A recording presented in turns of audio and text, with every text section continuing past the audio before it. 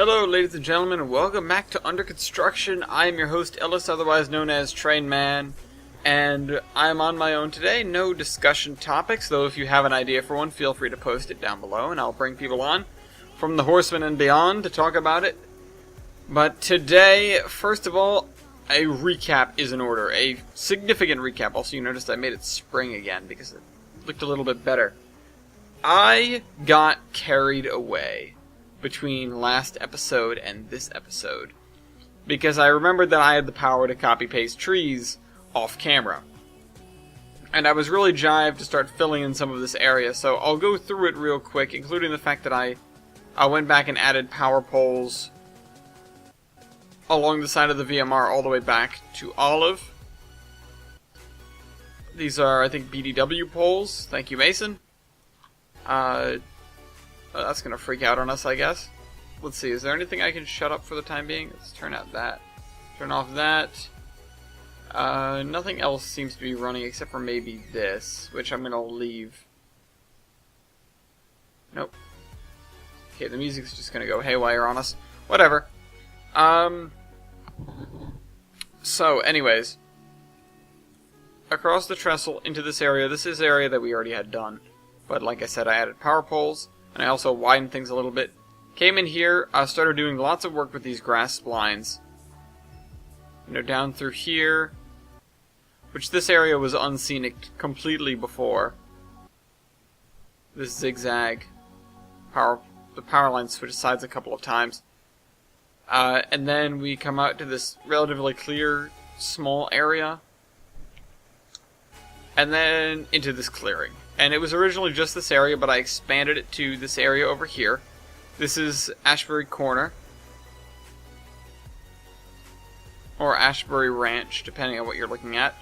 Here's our one stop sign on the entire map, I think. Well, that I actually placed, because I placed that one myself. But we have, the railroad comes across here. There's an abandoned platform with, there would have been a building on this at some point. Abandoned barn and house, and then one house that's still lived in, although there's some bushes right in the middle of it that shouldn't be there. Why are there bushes in the middle of it? One second. I think I need to adjust that.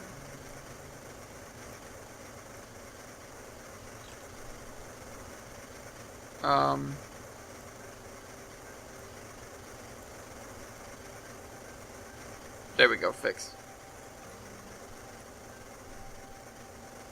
I must have just accidentally placed some bushes over it. So we've got this one house in the back of the site that's still inhabited. The train crosses here, ATLS crossing with some wigwags. And then we head up the hillside here. I want to leave this space open so you can see a bit of a distance down the line for once. And this area turned out to be very flat, so I decided to add this little horse ranch, which, and a slew of other little buildings here, which we're going to be spending some time doing texturing around here today, and beyond with the grasses and stuff, because the grasses are the real prerequisite to adding the trees and texture, and then once we have those two things, we can come in and do the actual texture, which means that a lot of this does have to be done off camera. And I apologize, but I don't want the game to be crashing. It also means that we cannot place buildings or objects until the trees have been placed over, so I can't go and do those culvert pipes. If there is a wide enough area that I know we won't have to do that, though, for example, up here, the town of Adams, then... Sorry, it's been a hell of a week, that's why this video is late. Then I can work on that. Which I might work on that too, as well. This bridge I think is here to stay, because I like the way it looks. And this is one of the trestle kit bridges. I believe this was made by Ben Dorsey, who as of this recording has very recently passed away. And I just like to say that he was a immense help for all sorts of things. He was a fantastic content creator. He was extraordinarily dedicated to making high-quality things for this game, and he will be dearly missed. So, anyways, let's continue out through the islands, because we haven't done stuff along the coast in a little while, and I'd like to get away from the VMR for a bit.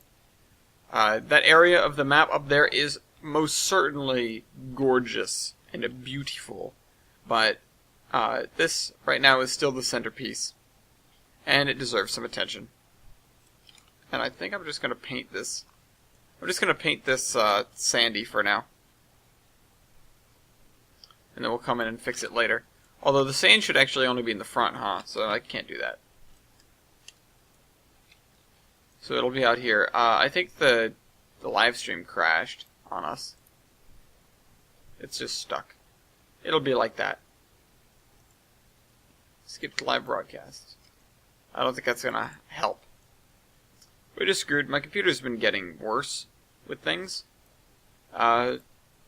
It's been running the hard drive all the time, and I need to look into why. I haven't figured that out yet.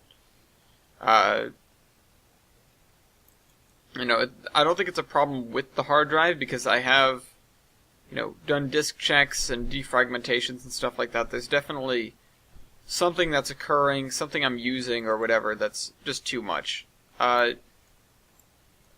predominant theory at this point in time is the fact that before I got my new graphics card, also to add to that, the hard drive is quite full and I've been trying to move stuff off of it. I would like to buy an external drive to move some of my stored stuff, like old video files and, let's see, what else? Old video files and CDPs for things, because I like to save all of those. I wanted to get an external hard drive to move those off to give myself a little bit more breathing room. But eventually I will need to get a faster hard drive anyways. This one is not fast at all. So, yeah. So things have been a little bit tricky, and so we might be without music then if this just isn't going to work. But that's okay. But as I was trying to say, the prevailing theory in my head is the fact that, is based on the fact that before I got my graphics card, this was not really a problem. And I'm not blaming the graphics card, because it's not the graphics card's fault. It's the fact that the slow graphics card bottlenecked the entire computer at the graphics card, at the graphics level, when I was doing something intensive. And now, it's not the bottleneck. The hard drive has always been a problem for me. Although the bottleneck a lot of the time with this computer right now has been the RAM. And the RAM doesn't like to get too full, so it will try to pass stuff off, especially if you're using Google Chrome, which loves to suck RAM. It will try to pass stuff off into temporary files in storage, in the hard drive. And that's all well and good, except when you have a struggling hard drive that's mostly full. And on top of that, you have a lot of programs that end up consuming a lot of RAM. And if you're like me and you like to leave a bunch of tabs of Chrome open to remind you of what you were doing, that only exacerbates the problem. So my number one solution is going to be to at some point get an external hard drive, move a bunch of stuff off of it, and that will be that. The old video files, there has to be almost a terabyte in stuff that I don't use actively, but I'm storing. This includes trains content, and old video files, that kind of thing, where I don't need it right now, but there may come a time where I do. Especially the trains content. The video files I tend to delete after a period of time. But yeah, the content is definitely important to me, because now that keyword search is not nearly as useful as it once was, I've been trying to make it a point to archive everything that I get and everything that I have. And so that sort of leads me to save almost everything as much as I can. All of the CDPs that I get are squirreled away in case something were to happen to my trains. I still have all of those QIDs. I still have all of those assets. There's nothing, basically nothing will be permanently lost if something happens to my trains. And that includes this map. This map is, in part helped by the fact that I distribute it, semi-regularly. It's not something that I just keep to myself, and if I were to, to lose my computer in a fire or something, I would be able to get it off of other people, and if this hard drive were to crash, I would be able to recover it from the other one. An interesting thing to point out is the fact that I moved my Tane installation onto my newer hard drive when I got a new hard drive. So it's not on the C drive anymore, it's on the R drive. And that means that if I lose all of my CDPs, I still have the route, and if I lose the route, I still have it in the form of CDPs. It's unlikely that both hard drives would crash at once, and if one goes down, it's pretty much mandatory that I have to get a replacement for it, because at this point, I don't have space on the other drive for everything. And it's worth noting that both drives are 2 terabytes, so I have a lot of stuff. I am a digital hoarder. I don't necessarily like to keep that much stuff around in real life, although I do get sentimental, like to keep furniture, but I don't have a lot of furniture options anyways. But I have never been that much of a hoarder. It's the kind of thing where I regularly will go through my things and just throw stuff out. It's like, I don't need this, I don't need this, I don't need this, I need this. So if it doesn't feel like, oh, I guess there's a reason for me to keep this, then I'm not keeping it. It's much more important. I feel like this is just a life philosophy thing. I feel like it's much more important when you're looking to get rid of things that you look for reasons, you search a reason to keep rather than search a reason to throw away, because that means your baseline is get rid of it unless you think it's important. And now you can have a twisted idea of what you think is important, but the point is, or the goal is to make it so that getting rid of things is the mode. It's not okay, well, let's figure out what we can get rid of. It's, let's figure out what of this stuff we really want to keep. And I feel like that works pretty well. Anyone that knows me knows I'm fairly sentimental with my stuff. But in real life, I don't really keep things because it's, oh, it'd be nice to sort of lose this and find this again. In the digital world, I absolutely do that. It's the kind of thing where I just went on my laptop the other night, the typewriter, as I call it, the one that I use to write primarily, which is a 11-year-old Windows Vista Toshiba satellite laptop. And and I've had it since I was in middle school. And I still use it to write, and I used it to write then, and I use it to write now. And it's the kind of thing where I am attached to it, but there are other reasons why I won't get rid of it. The files on it, however, so many of them are just utterly useless, either incomplete or never really had a purpose in the first place. I have files for programs I'll almost definitely never use again. I have programs I'll almost definitely never use again, even though I did try to purge stuff from that computer, like get rid of things that that I didn't think would be useful. And I was going through there and I found a bunch of PowerPoints and files that I had created when I was much, much younger. Had a bit of a cringe fest going through them. Because what else are you going to do? Again, this is stuff from all the way back when I was in even 6th grade. So I'm even cringing at my grammar and the errors that I've made in making those things. And I know I was young, but it's like I'm looking back on myself and going, really? You made those mistakes? I can't believe that I made those mistakes. But everyone starts somewhere. Everyone starts... When you start something, no matter what it is, you're probably going to be in an embarrassing place. Very few people pick up the fiddle for the first time and can outplay the devil. And that kind of thing is, that kind of talent, it's impressive. But it's almost more impressive when somebody comes up from, basically nothing.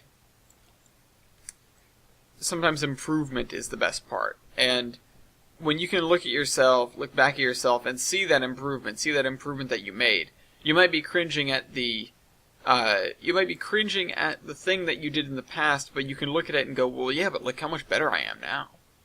Look at what I did now. Look at what I can do now. And it might even make you feel better about yourself because you'll notice how far you've come.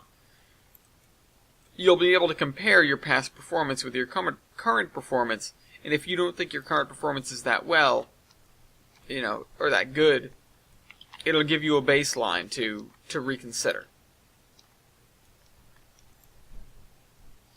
That especially goes for writing, because I feel like writing is the kind of thing where you're always thinking like, oh, this isn't any good. You might have one or two pieces eventually that you're particularly proud of. I definitely have a couple, and I've had a couple. But, as time goes on, you'll learn more. But at the same time, that doesn't mean what you've done at that point in time isn't any good. And most people, maybe not most people, but a lot of people for certain, tend to downplay what they've currently done, what they're currently writing. People will either be very, very passionate about it, or they'll write and like hate themselves and not want to show anyone, when they might have something that's fantastic.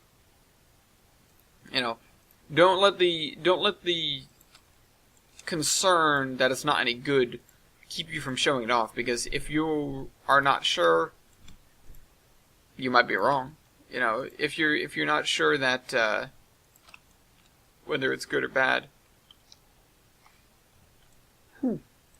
it's probably okay. But you need to look at a lot of things. Now, I am, after the creative writing class I took, I am a little bit more experienced with what makes a good story good. And we talked about what makes a good map good the other day. But what makes a good story good, there are 5 things that are important to include in every story. And they are energy, insight, I believe the word is rhythm or something like that.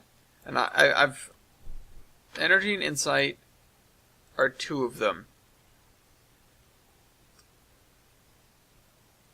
I'm lost. I don't know. I read through a thing the other day which was on my laptop that detailed all those things. But yeah, rhythm might be one of them. Or something along those lines. Yeah, see, now I'm forgetting them. See, this is the kind of thing that I should be able to remember. I know to look out for them. I just don't know what they're called anymore. I'm going to stress myself out trying to figure this out. I don't know why insight is sticking out in my head. It's one of them. It is one of them. I don't know why that one is so important to me right now. Atmosphere or imagery. Energy, insight, imagery, patterns. So that's rhythm fits into patterns. And there's one more. Energy, insight, patterns, imagery. Oof, I'm trying to think now. Tension. Tension is the last one. So, those are the things that you have to look at, and you can, think about the definitions for all those. Insight is about, having the story connecting, having that, having things like foreshadowing, or things that are tied together. From where, one point in the story you can look at another point of the story and see how it makes sense. Or you can look back from a point in the story and see how see how you got there. You as a reader may experience insight and not really be knowing it. And then when you get to when you get to a particularly climactic point, you have the feeling of, oh, I knew it. And sometimes that's because of a lucky guess, but sometimes that's because of very well done, properly done foreshadowing and stuff like that. The music is not working. I'm gonna run out of water.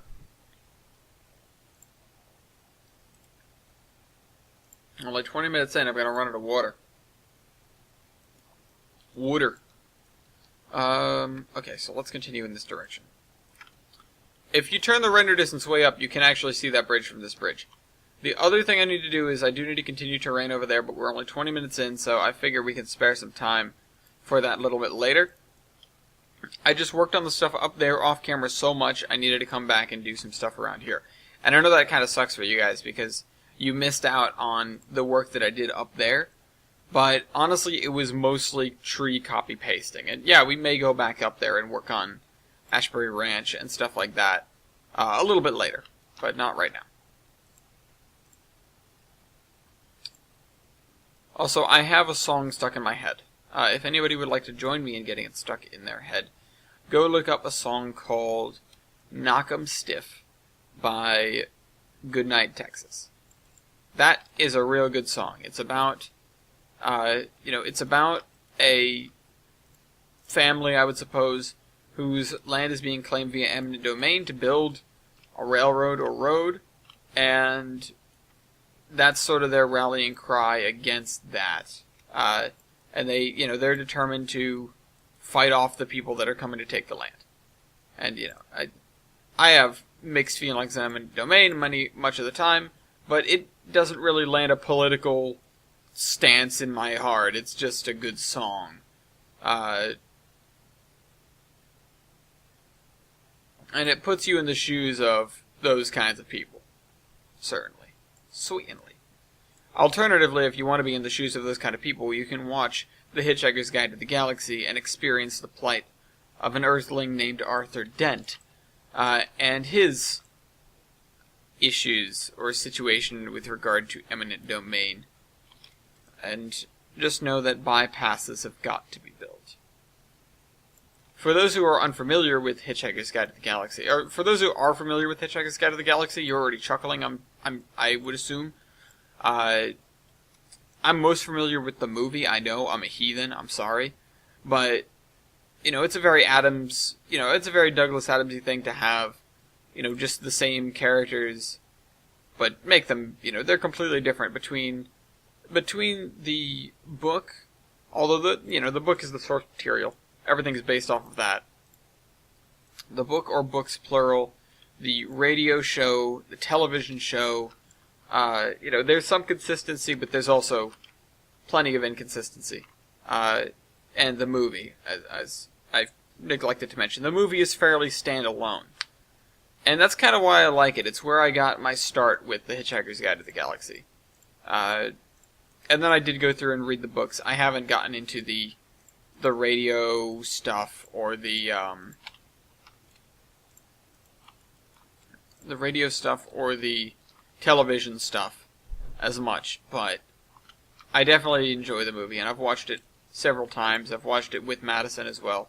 I've forced her to sit through that. It was like punishment, basically. It was to see if she could become, it was to share our depression with another depressed character. Again, for those who know what I'm talking about, you're probably enjoying the references. For those who don't, you have no idea what the hell I'm on about. There is and I do recommend the film. The film is probably the easiest thing to digest out of everything, because the books are not short, and they have everything that was made has this very Douglas Adamsy way about it, which is this very unusual style. But the books can sometimes be strange reads, and if you're not a big reader, you're probably going to not enjoy that as much. I feel like anyone can be a moviegoer. So, watching the movie is not difficult, and it's entertaining, wholesome, like... Or you could watch the show. The show is campy and old, but there's nothing wrong with that. I'm a guy who likes Star Trek, the original series. I live and breathe campy and old. Alright, need this kind of grass, now that we've sort of taken care of everything up front. I think I'm just working on this area that's right up by the railroad track right now. This stuff is a slightly different color than everything else, and that's why it's getting me. I might want to change it out for something. Or I want to make the way things are a little bit different. I don't know. But this could mean... I did say I was building the map at high tide, so... No, they can't do that. Well, I could just pretend and say, look at this. These are the higher points, and then the lower points, they get flooded with high tides. I don't know. We definitely have tides around here, so... And estuaries are very, very important for that kind of thing.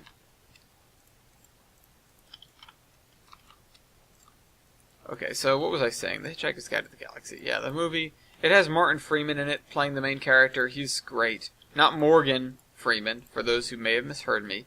Martin Freeman. He's an English guy. I don't know... I don't really know... Oh, wait, no, it has Zooey Deschanel in it. I love her. Who else does it have in it? I don't know... What are the other, big-name actors in that film? I don't really know any from anything else. Martin Freeman is a big British actor. Zooey is in a lot of different things. And also, she's just... whatever. And... yeah, I don't know. I don't know the other guys. Like Zaphod, Ford...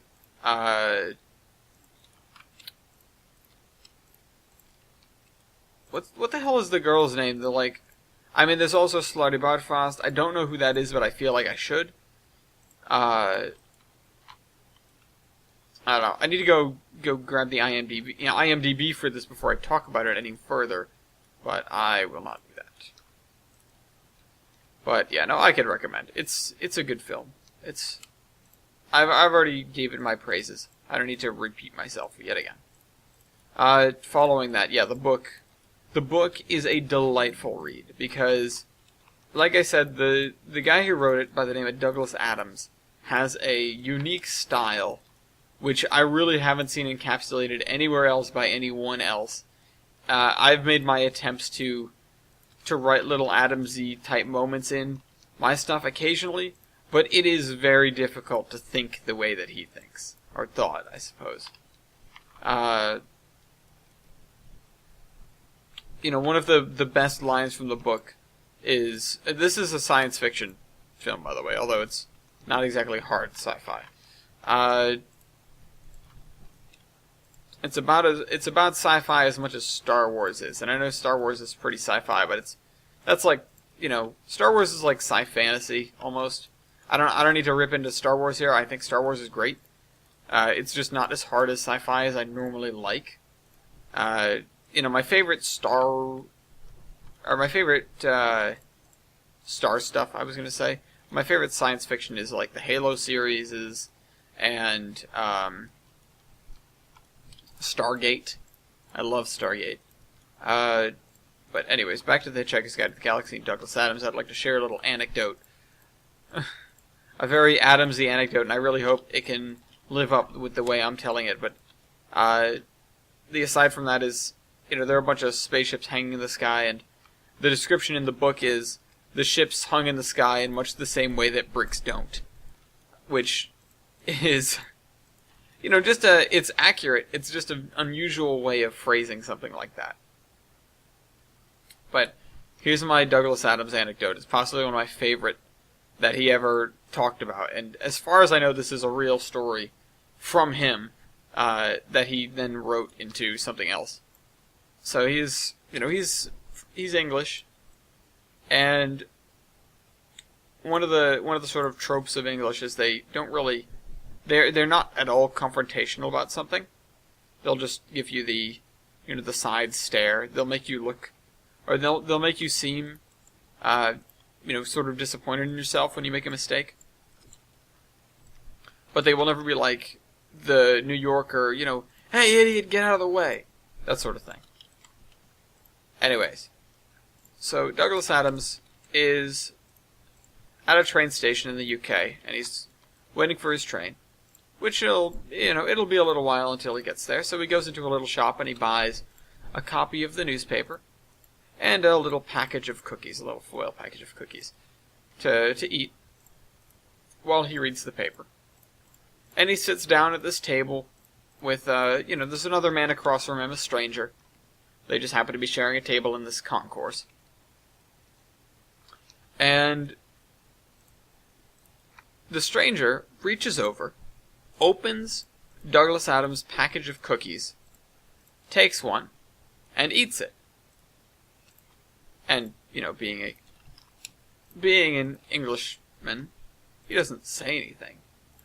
But he just decides that that's the perfect time to reach in there and take one for himself and eat it.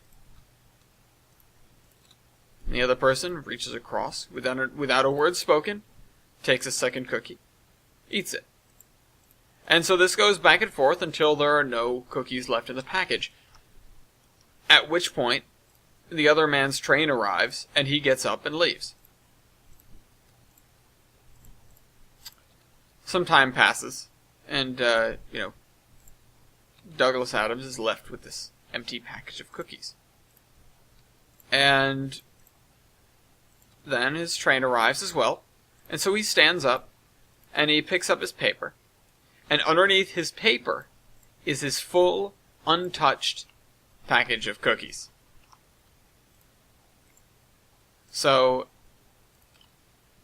he says that the most amusing thing to him about it is that someone somewhere else has a nearly identical story, except his doesn't have a punchline, because it was just somebody stealing his cookies. When it turned out, of course, that Douglas Adams was the one that was taking cookies. And that's, it's one of my favorite little bits, and it was written, the way he writes it out is just it's a style that is his and only his. It's immensely hard to replicate. And, I feel like with some skill you'd be able to, but he he owns that. Even however many years after his passing, he still owns that way of writing, and to no small extent when something comes out that's like it, it's, oh, well, this sounds a lot like Douglas Adams.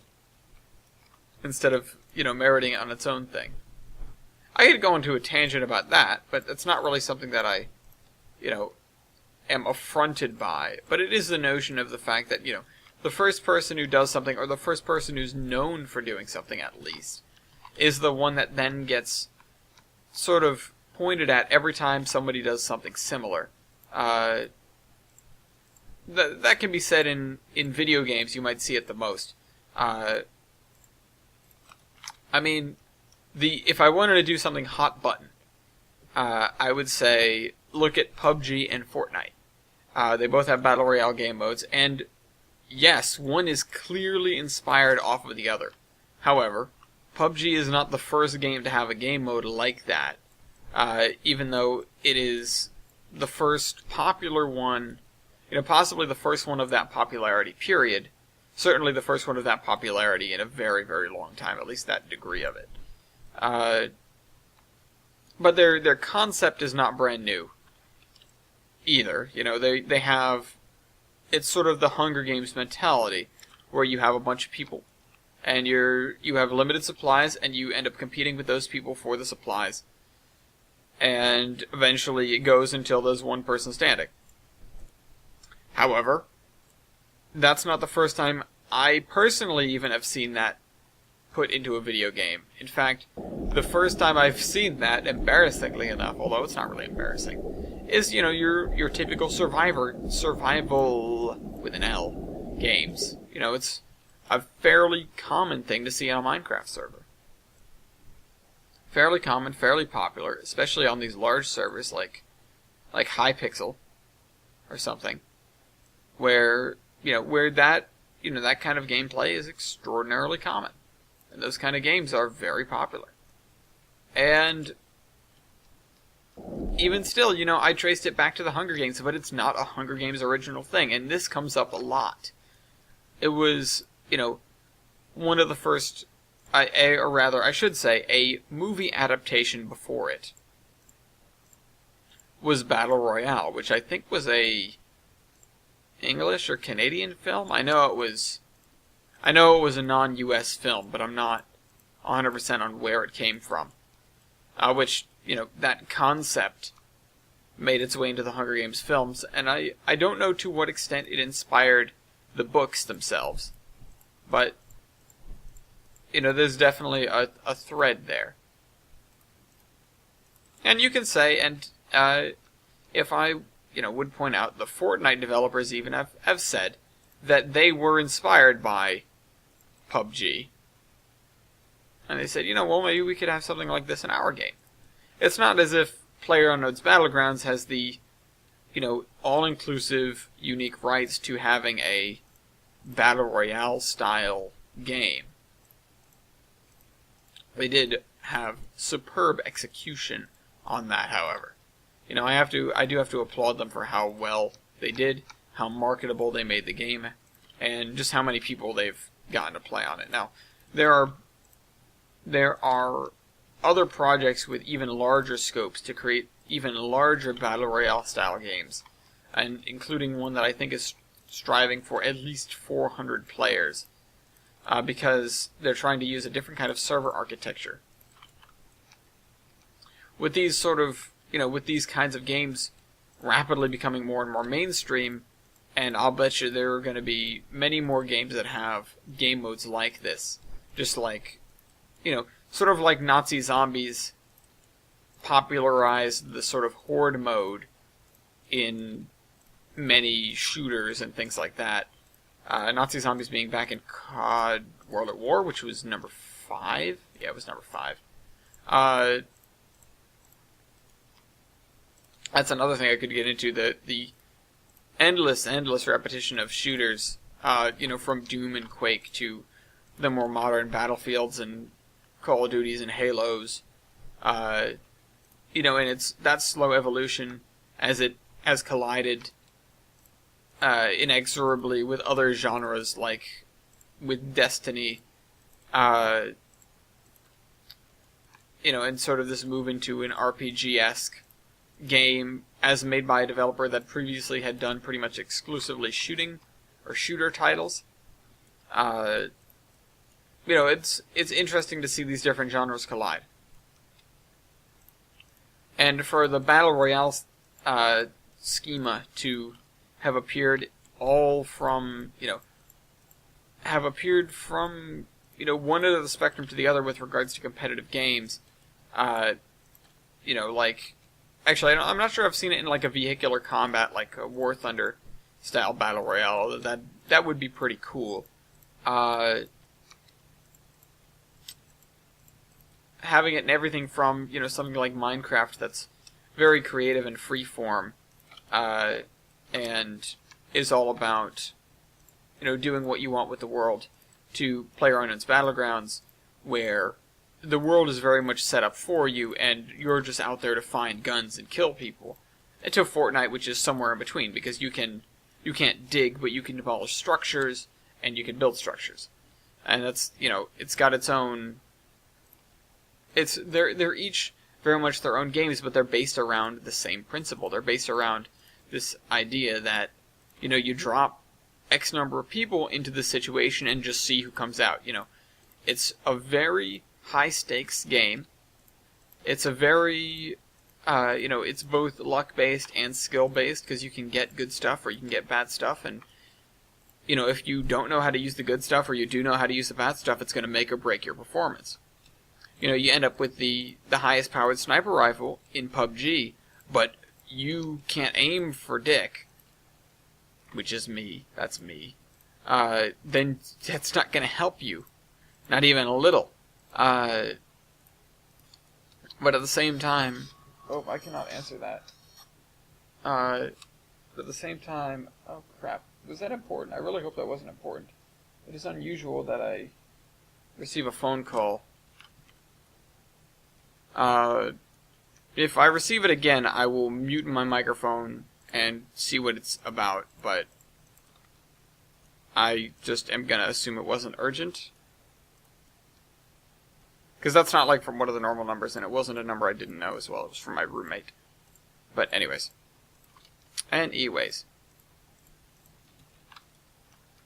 Where was I? I talked about Fortnite and PUBG. And I'm just going to wait for those angry comments to roll in. The salt. Honestly, I don't play either. I'm talking like I'm an expert into both, but I play neither. I've just watched a lot. I've never bothered to download Fortnite. PUBG, despite the fact that many of my friends play it, has sort of turned me off because I just don't feel like paying for it.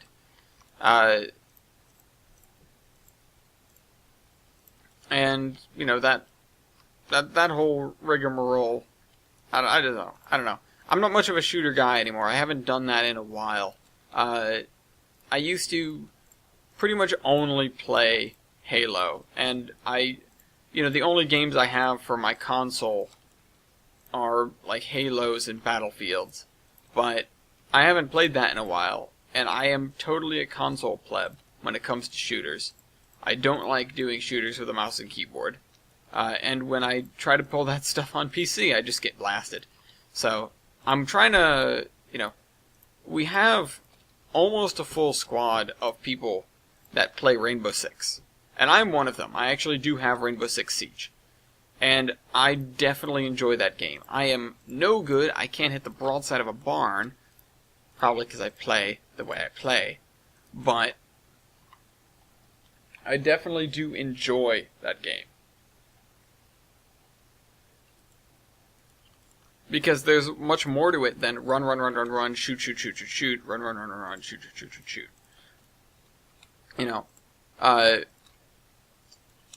As wonderful as PUBG is for the fact that it has, it doesn't have like a ranking system. It doesn't have, what was that?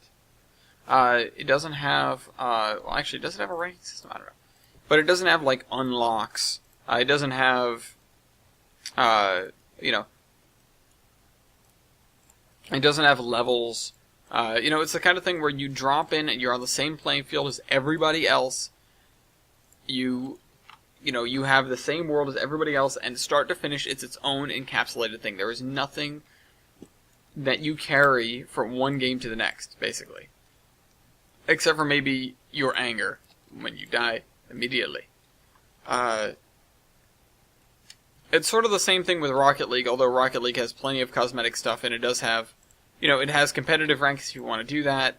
It has, that kind of thing. So things can matter one match to the next, but if you're playing casual in Rocket League, it doesn't really matter. It doesn't really matter one match to the next. You can go in, you can win some, you can lose some, and the next day you can go in and do the same exact thing. And the only thing that might change is the way your car looks. Although some people just don't. There's some people that don't customize their cars at all. I'm not one of those people at all. I have a preset for every single body style, even though I only use a couple of them. I am totally a Merc main. I love my van. I love it so much. It has, like, pirate markings and, It has pirate markings and, skulls and a pirate hat and a Jolly Roger hanging off the back. And I love it. It's the Flying Dutchman. The Flying Dutch van, if you want to get, if you want to stretch that syllable out so you know what you're saying. But the Flying Dutch van. And I love that thing. I'm not really any good at the game. I hover around low silver and high bronze when I play competitive. But I don't do it to get, crazy high ranks. I do it to go on and dick around with my friends and hit a giant soccer ball with my car, which happens to have a rocket engine on the back of it.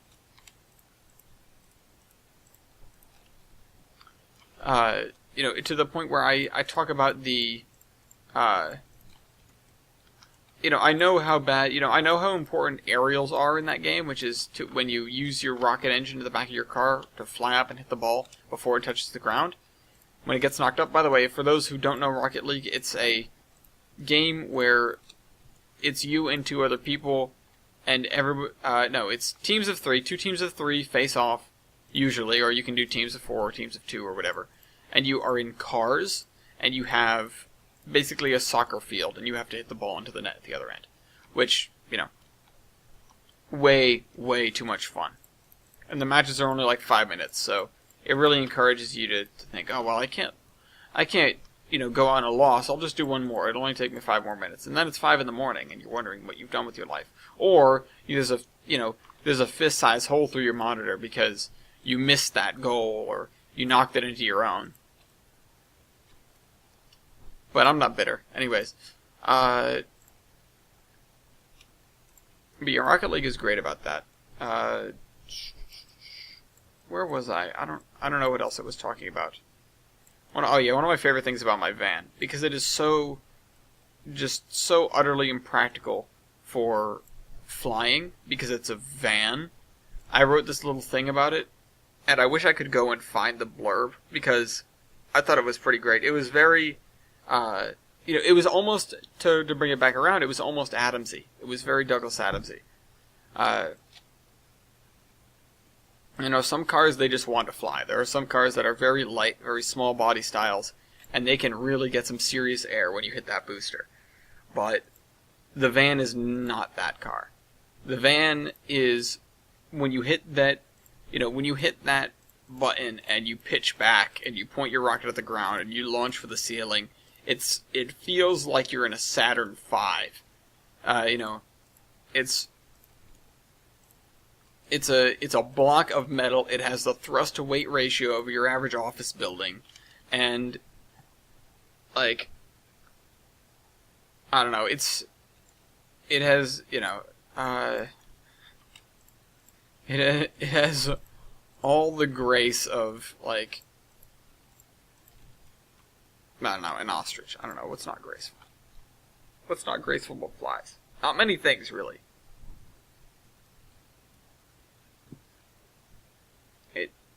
Whatever. I don't know.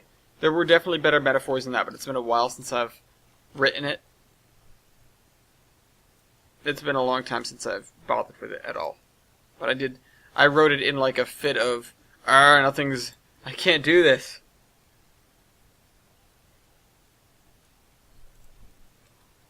Is this what I wanted? Alright, yep. Right along the edge here.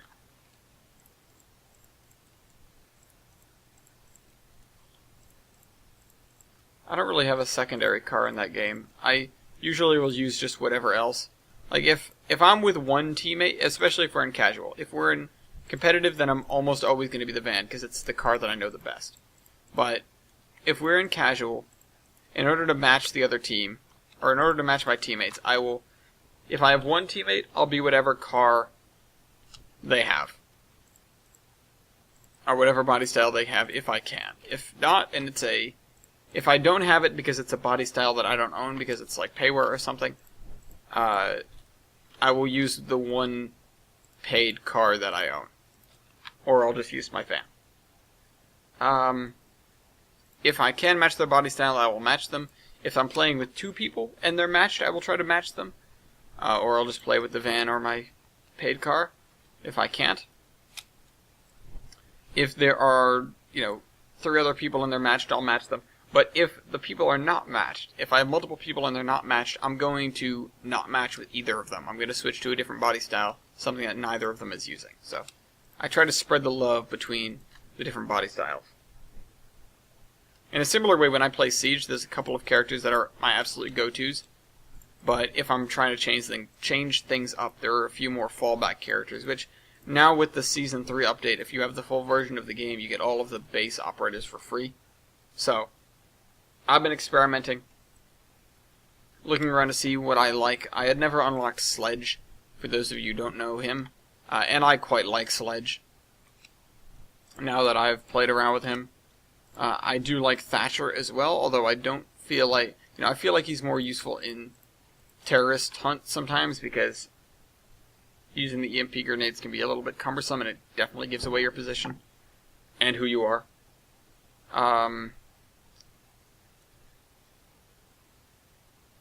Alright, let's keep going with this. I don't know, there's a lot to think about. I do love Rainbow Six.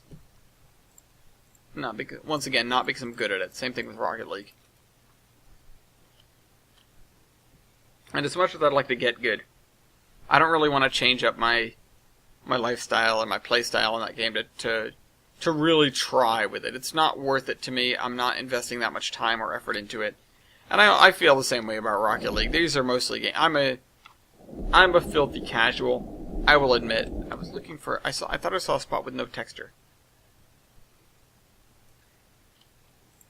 Aside from doing something like this in trains, I don't dedicate myself to that, that much to other games except for maybe Minecraft.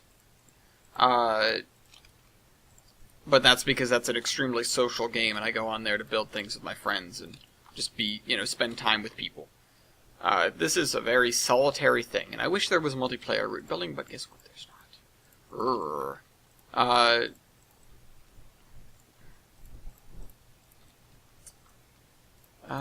Okay, so... Ooh, that just gave me a really good idea. That just gave me a very, very good idea.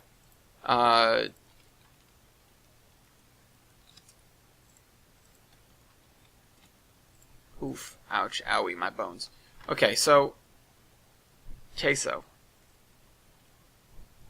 We have 2 pools in here. Now, so I'm thinking of stuff, because a while ago, when we thought we were going to be getting multiplayer Surveyor in one of the hotfixes, or in one of the service packs, which we know we're not, we're going to be getting it almost definitely in Trains Next, we'll be getting it. But they need to make the multiplayer architecture a lot more robust than it is currently. But we were all planning on doing some sort of mega multiplayer Surveyor route. And by we all, I mean the Horsemen. So, the idea was for this, I went into Minecraft, I started up a world, I gave everyone colors, and I decided that, we would look, we would sort of go in a circle, and we would say a town that we wanted, what it was made of, and then a connection that we'd have to another town. And we started off with one big city, which was called, not Gilson City, but it was called, Geiger. It was just called Geiger. Although sometimes it's called Geiger City. But that's wrong. But the point of it was we would go in a circle and we would slowly build out this world.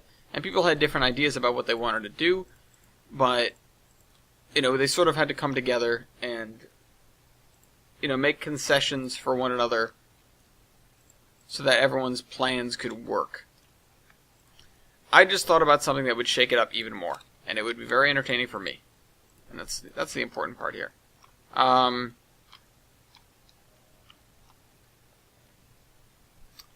If I were to make it so that you don't get to select what the next thing is until your last thing is done, and that would only make sense once once we can actually build, because at current we obviously can't. We were just brainstorming, but the idea would be to encourage people to get work done, and to sort of reward the people that get more work done, as well as making it so that the people who don't get much work done aren't hogging up a whole bunch of map space that can't be untouched, or that has to be left untouched because they have dibs or something like that. But, you know, I could totally make sort of a DOT kind of thing with that, where we start out from one city, and if people want to start from there, they can. If not, they don't have to. They just won't, they won't get to build right away until one of the next segments is completed.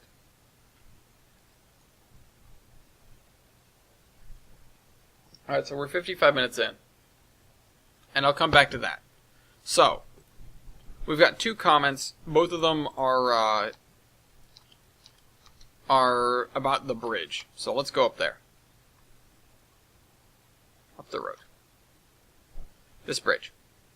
Mason P says, you could use a wooden trestle like before. Just use that trestle kit girder bridge over the road. I've seen trestles that use girders in the middle to pass over things, so it's prototypical. Yeah, I was thinking of doing that. The problem is, sometimes with these trestle kit bridges, they don't come out all that well when you attach multiple kinds, which is... You'd think that would be fine, but it's not. You'd think it would work great, but it doesn't. But let me see if I can actually make it look good. I do like the way this bridge looks, though.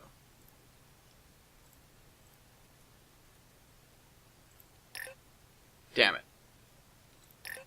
Damn it.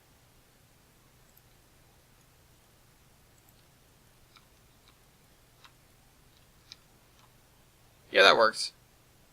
Let's see, does that look any good?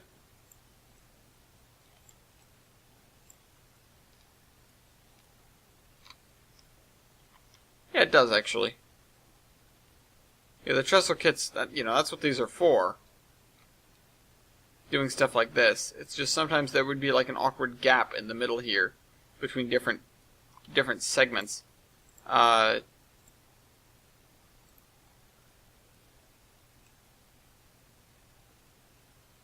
just going to move that as close as we can to the end location at current. There.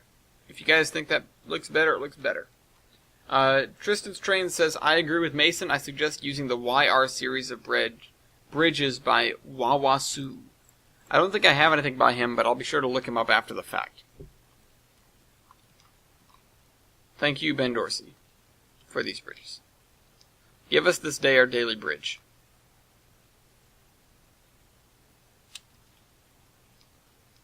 Okay, so I'm going to continue back here now.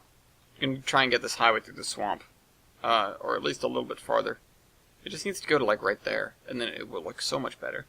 Instead of ending randomly on a bridge.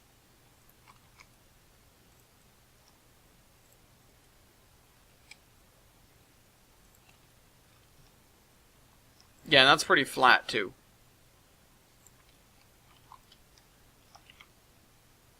Yep. Alright, I like it. We're going to keep that. We're going to keep that like so. Boop, boop, boop, boop. Yeah, okay, we're good.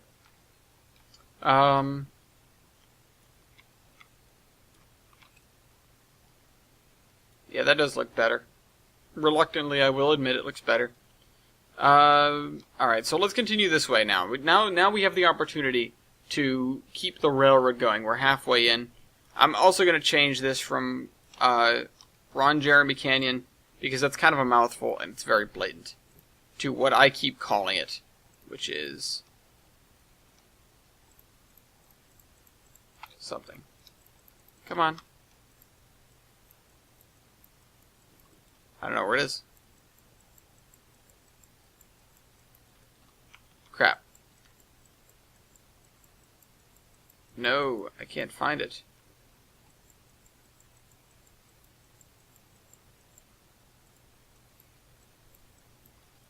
Oh, for God's sake. Oh, it's over there. I thought this was canted a little bit more.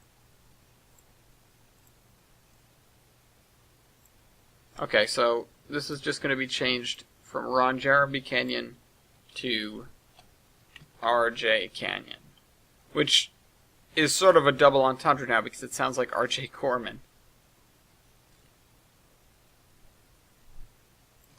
There we go.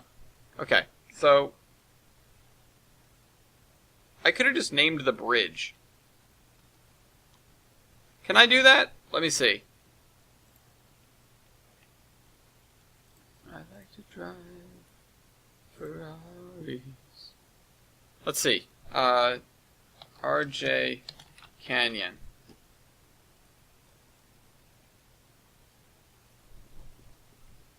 Let's see. If I turn on trackside labels, industry names.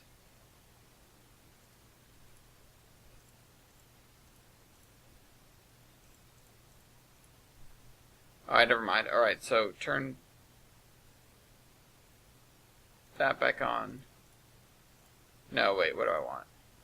I want that. And that.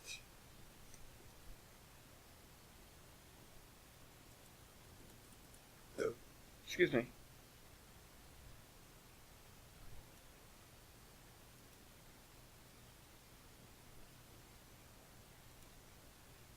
Yeah. Okay. So we're good. We're gonna carry on. To carry on. The other thing I'm gonna do is I'm gonna raise the middle of this. Raise the Titanic. Okay.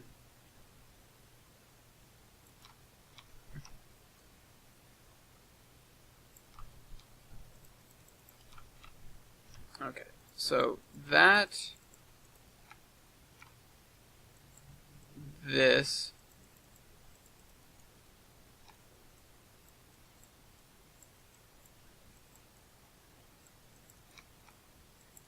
This.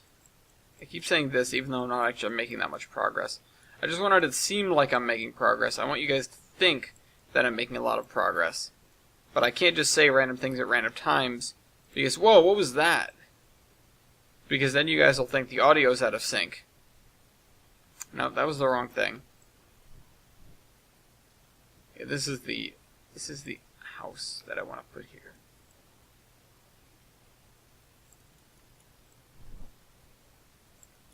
Alright, rotate it correctly. There we go. Right on the road. We're gonna need some driveways. Probably a vehicle in the driveway. Although I never bothered to do that over in Olive, so I don't know why I would change that here. Although, no, I did do it a little bit in Olive. And I think you guys have caught on now that I'm not actually talking about what I'm doing, because I'm just raising land over here. And I'm making it up to make it seem like the audio is out of sync. Or is it? No, it's definitely fine. See, look. Sync. Sync. If it isn't in sync, and that isn't in sync, I apologize. Maybe I should just go here and make sure it lines up. We're like a minute and 2 minutes. We're a minute and 2 minutes into the episode. Now we're an hour and 2 minutes into this episode.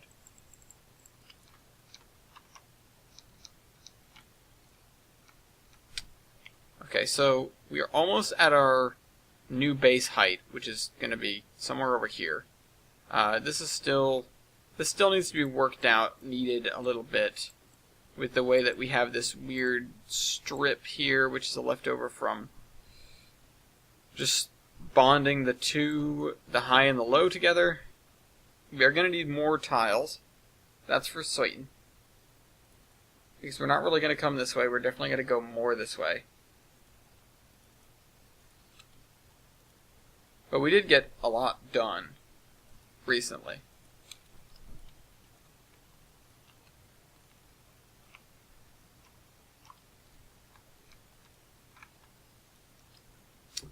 Where can I put a tunnel?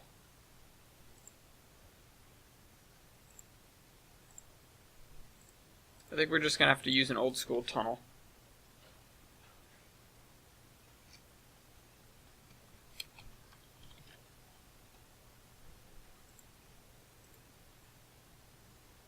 Did I break something? Alright. I did not. Tunnel. What is this? Yeah.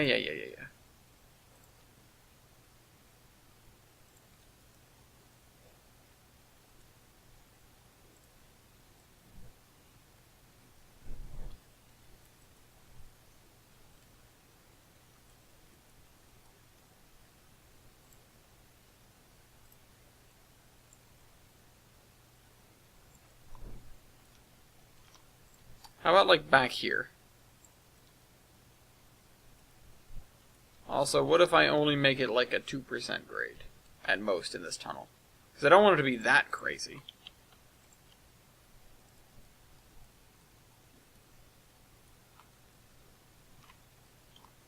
Yeah, we're probably going to want to put the tunnel entrance like here. I think this one definitely needs a dig hole or 5.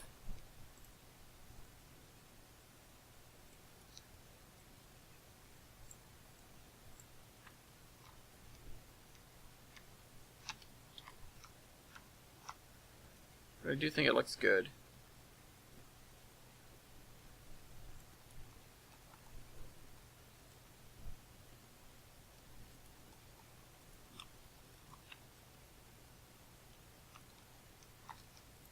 Let me apply the new gradient.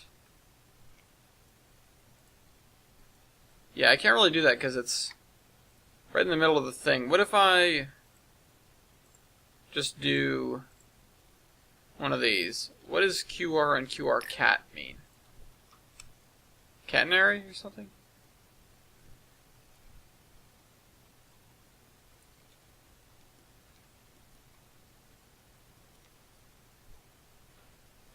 I've never known. I've never known what that means.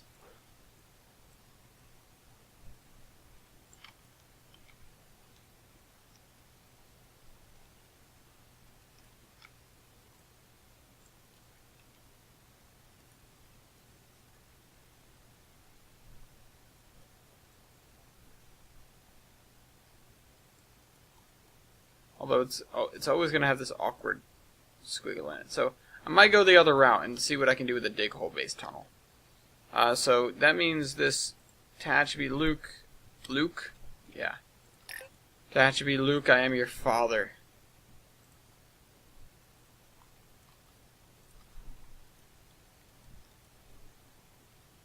Alright, so get this vertex height, apply it, and apply the gradient to that. Let's get a dig hole. No, that's not where you get those. Dig hole. Bam.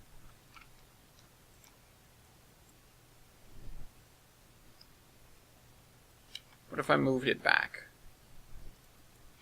Put it like there.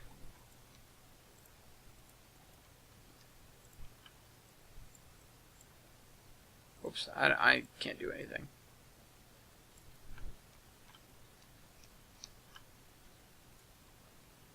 I think I'm going to lower some things and raise others. Definitely lowering this. There. What if I attach this?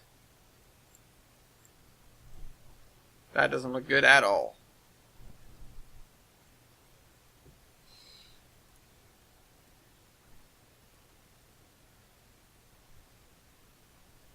Not at all. Wow.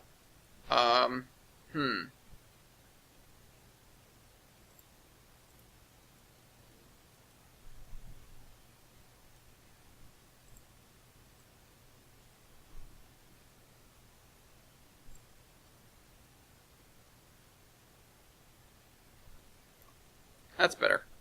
With some slight adjustments, we can make everything line up. Probably, mostly. Yeah, and it doesn't look like it changed much over there. So, also I recently learned about a tunnel at a place called Point of Rocks in Maryland, which, wow, that's cool. Like, just the way that is built, it's so weird and very, very cool. How come I can't give this a gradient?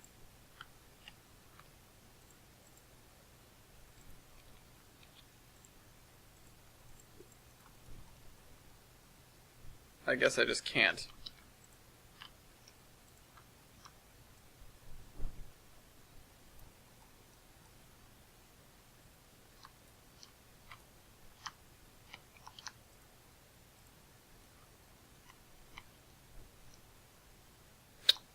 I don't don't like that it keeps doing that. I don't like that it keeps moving down the edges of the thing. This.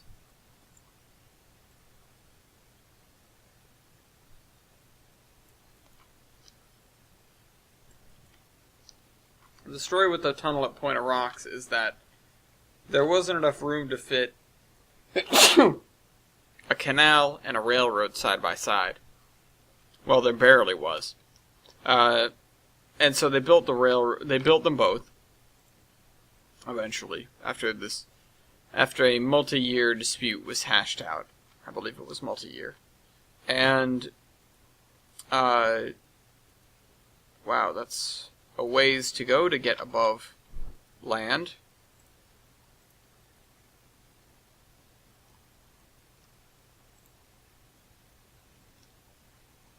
Doesn't actually look half bad, though.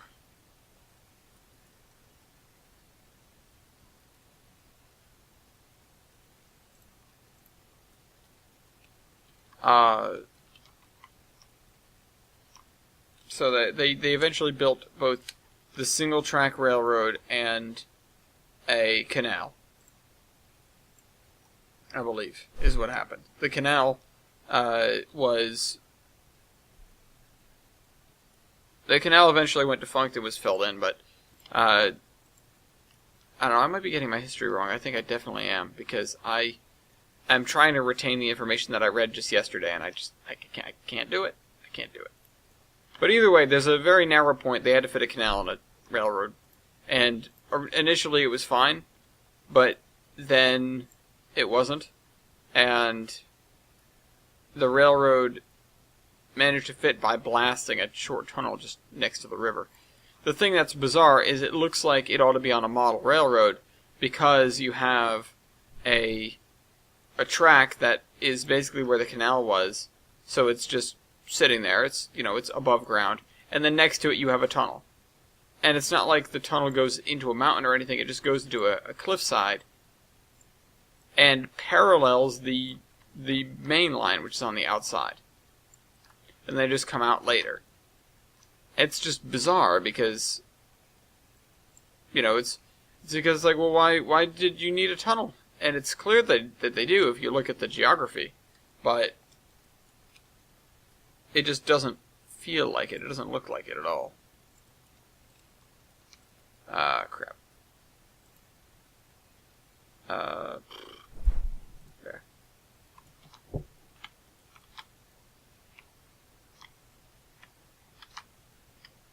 There, we got a cut and a track.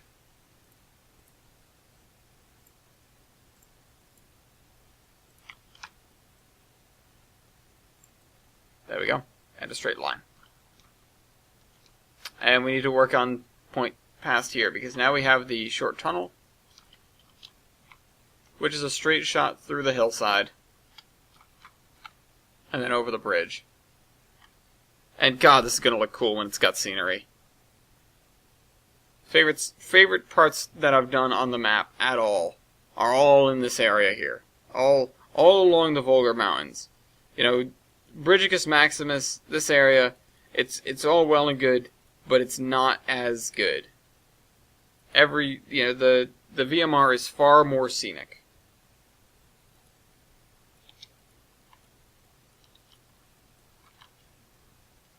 Alright, so we continue to head uphill once we get on the other side of this tunnel. Just to reach a location where we can stop going uphill. Let's see, what do we want as a new base height? Do we want to be a little bit higher still? Because I think we might.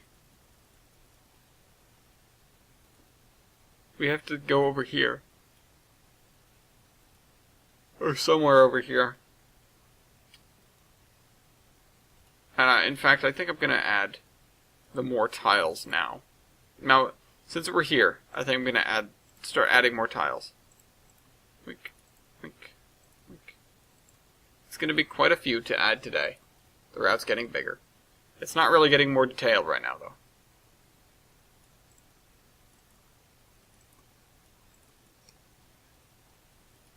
Alright. I might even make this bridge go basically over the town, or part of it, because there's, it's very, very cool in Poughkeepsie.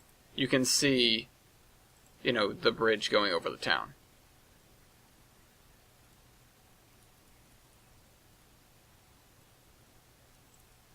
Alright, keep building tiles. We're definitely going to be following along over here. I don't know how we're going to get over here, though. And I think I might just pretty much go diagonally.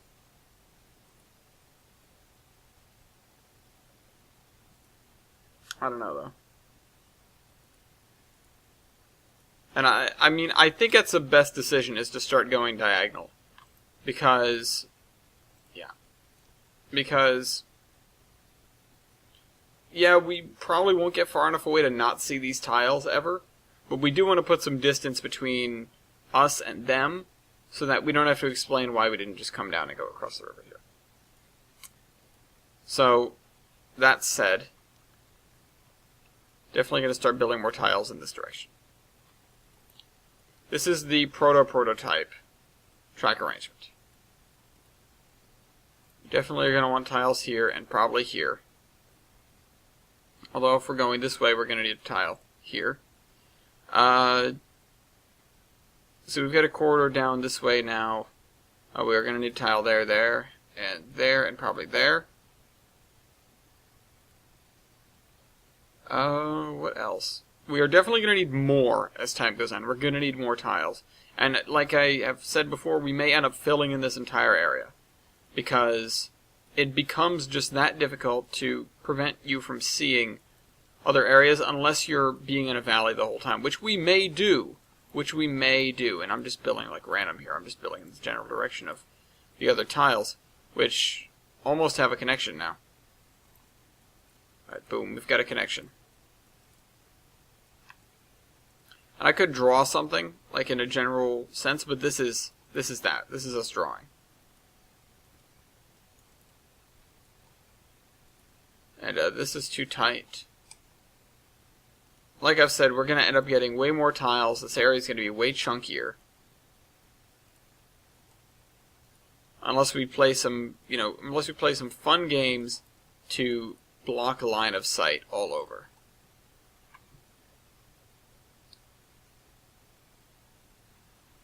The other thing is, we do need to do more ocean tiles.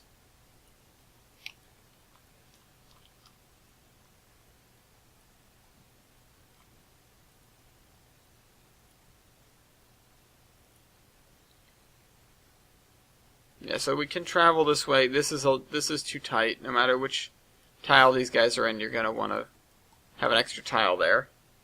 This is too tight as well. This is good as long as we go through here, but that's too tight.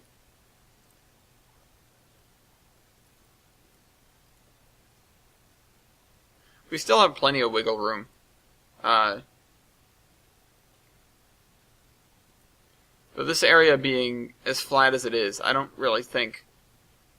we're going to want to try and get far away so that we can create an easier slope for building over here and still stay at the height that we're at. But that's the direction we have to go in. That is the general direction that we need to travel. And I think that the highest point... What's the highest point? The highest point is like right here. This is not that high. This is... what height? 83. So that's only barely higher than the track that we're currently on. Which means that we're probably going to have another ridge to cross here. We're almost definitely going to have one. And as a matter of fact, we might even have a ridge that runs sort of this way, or at least this way. Because, we have this stuff here, which, thankfully, from down here, it's far enough away that you're not able to see... Oh, yeah, you are. Is that... Oh, there's only a one tile gap here. Let me just fill that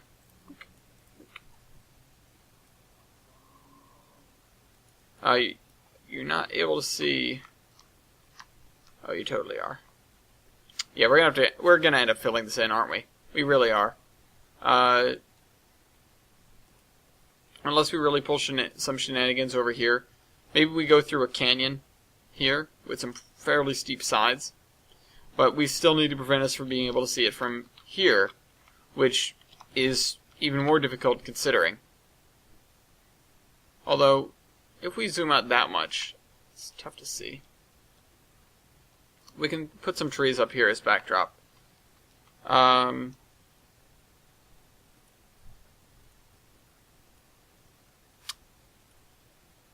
Yeah. We may even have a bit of a come down to cross the river. So I'm going to add 2 more tiles there. And 1 more tile here. So we can do this, and it might not be straight across. We might even want to cant this a little bit. Like, no, that's way too much. Like that.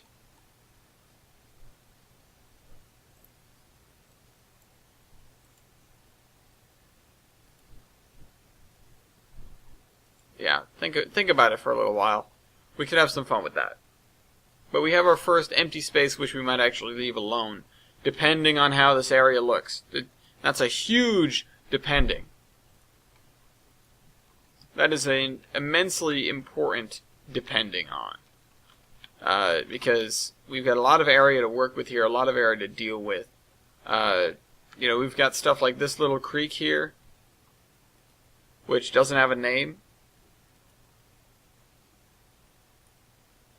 Yet, if anybody wants to suggest a name for that, go ahead, but we have the mouse over here. But we're going to have to cross that at some point. Right now it has gotten up to... Oh, it hasn't really gotten up anywhere. This is very low. Yeah, this is a very low point. We're probably going to have to steer around this, although we might end up steering into it. So, let's think about it like this. This is where we're going to do some big time concepting. Let's grab some water. And that's a good one. Give me that. Where'd it go? Here we go.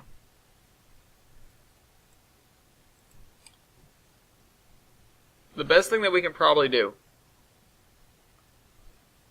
is keep this relatively flat through here. Or at least let it get over, maybe 1 more rise and come back down. That rise is probably going to coincide with the following of this stream in this general direction.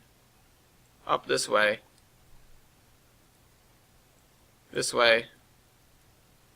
and, in this general direction through here. We might end up crossing it a couple of times. And eventually I want it to either terminate, go off the north end of the map there. Maybe it'll come from a lake over here or something.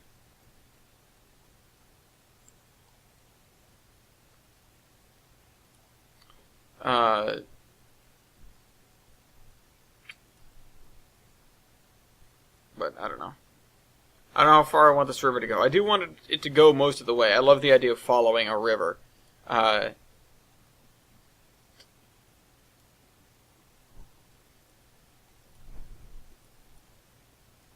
I did make both of these branches at the same time, but this is suggestion. So, this is self-suggestion. This is me telling me what future me should do.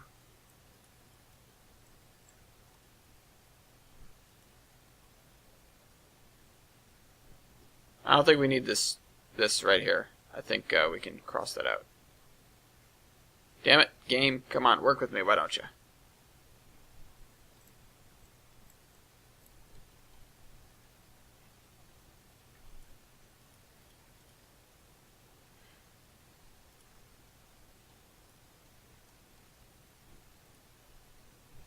I don't think this area might have 1 more big river that runs through it, or, maybe even a little river. But maybe not so much of a canyon that we have to cross. I would say that, maybe, just maybe, we can have a river that extends out of the back of this. Maybe not this one. That one's a dead end, that one's fine. This one can just be a large, tidal body. But this, we can have something that comes out here and just sort of meanders this way into the hills for us to never see it again. Which is fine. Just fine by me. But, you know, we are probably going to be turning this way. We're going to cross this one. It's going to be a lot closer to where we're at in terms of height, as opposed to RJ Canyon there with its immensely tall bridge. We're going to have a relatively flat area probably, and then we're going to parallel this river. It's going to, you know, it's going to slowly come up to us, technically. It's going to be flowing downhill, but it's going to be going away from us. We're going to stay relatively the same. And then it's going to break away. We're going to cross another small peak here. You know, most of this is going to be flat running. We're going to cross another small peak here and then cross the river. And this area all around here has got to be relatively high. Which the issue with that is we've already got the stuff over here and it's not relatively high. So we may need to add at least some more tiles back there in order to create a block that lets us not see this and not see this, because we can totally see it from here easily see it from here, or we'll just raise that terrain a little bit, but this area is supposed to be much flatter.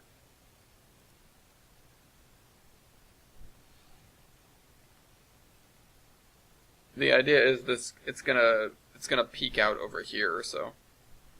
And so it's gonna slowly ascend to that. It's gonna be relatively, you know, shallow slope and then steep slope on this side. Although if we are doing this, that means there has to be another tile here. Yeah, it does. Because we won't be far enough away from the edge.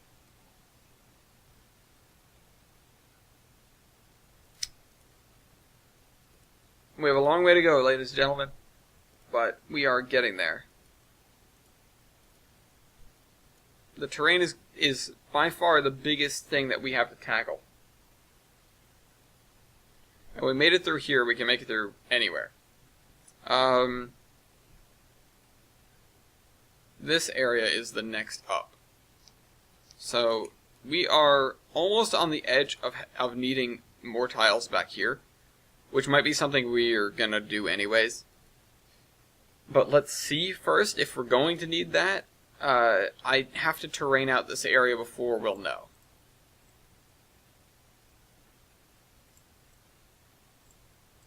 But this area is the area that's really going to, you know, it's, oh, sugar.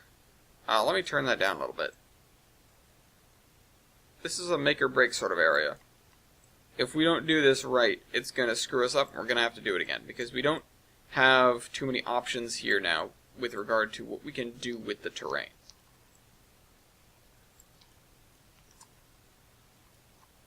There are too many problems, too many issues, you know, too many constraints now. We're not just dicking around anymore. And this is the part in route building where thinking ahead really is important. You know, whether you're doing it on the spot and trying to figure out, okay, what are we going to do next? What are we going to need next? Or you're doing it, you know, you've already done it. You've done it ahead of time. No matter what you're doing, this is when it becomes imperative to do it or have it done. Because it's areas like this where they could really shake the realism if they're done wrong. And although, you know, if you don't care about that, I've said this before. I went on my little rant last episode. It's fine if you don't care about that, and then you don't care about how this looks. But from an operations standpoint, if you want the route to be good to operate, you don't want to have steep uphill, steep downhill, steep uphill, steep downhill, steep uphill, steep downhill, steep downhill. You know, it's going to be, if you're building enough scenery that there's enough scenery that people could poke holes or figure out different, you know, what am I saying? If there is enough scenery that people could figure out different / better ways to lay railroad track through that scenery, you're going to want to do it right. You're building a scenic enough route that it matters. Alternately, if you are not, if you don't have that much scenery, it doesn't matter one bit. You can build whatever sort of railroad you want, and if somebody questions, oh, why isn't this, why didn't, was there not a better way through here? You just say, no, there wasn't. And, you, being the route creator, you obviously have priority over how the world looks. So, who's anybody else going to tell you wrong, going to tell you different? Like, no, there would have to be an easier way to get through here. This sort of looks like, I don't know, but it looks like something melting, and I don't really like it. Just the way, it looks almost like fat rolls, too. Let's do this. Let's figure this out. Let's figure this out.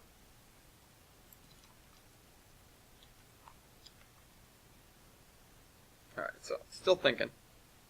Thinking about this area.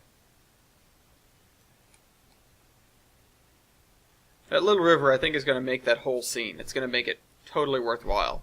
Because now we're just fording, up till here, we're just sort of fording through the forest.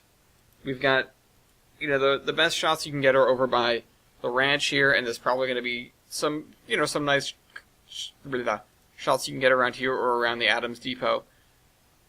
But for the most part, we're going to be pretty constrained.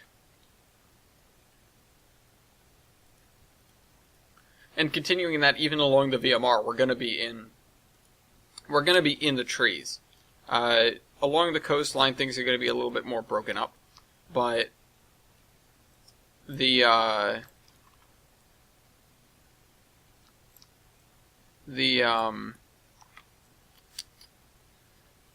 inland areas are still going to be retaining a lot of their forests.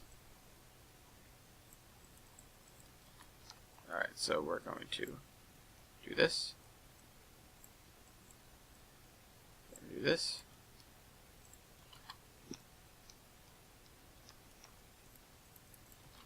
Try not to make it look like melted whatever. I don't know what it really looks like, melted what, but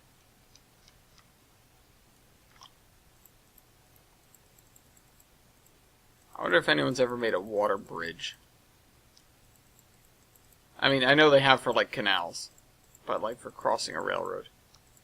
Obviously, the better solution would be, like, a culvert pipe. But, you're in a cut. You need the water to come out the same height on the other side. Doesn't make any sense, but maybe there is some place where they thought about doing that.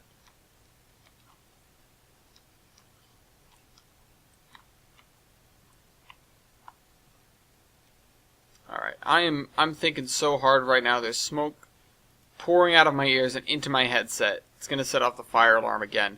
Also, if I do seem a little fried, so today was rough. Today, because of this past week where I had a midterm presentation for Capstone, which is like the biggest class in your engineering career. Your engineering education as far as a bachelor's degree goes. It's not, it's not quite a dissertation. But it is the bachelor equivalent of that. You're in a group with people, you deal with other groups of people. All of these people are engineering students, and you are designing a site from the ground up. You have some land, and you have some needs, and there are teams that are building buildings, and there are teams that are laying roads, and there are teams, actually those are the only two kinds of teams, but there are engineers also that deal with the environmental design of the site and things like that. But I am on the team that is doing the roads. We are the transportation team, or transpo team as we call ourselves. And yeah, we just had to give our presentation, and I was one of the big talkers for that presentation. I talked for about 10 minutes straight in the presentation, which is significant. And that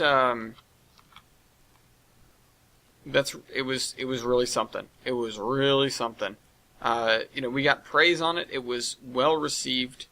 The audience, including my professor, liked it.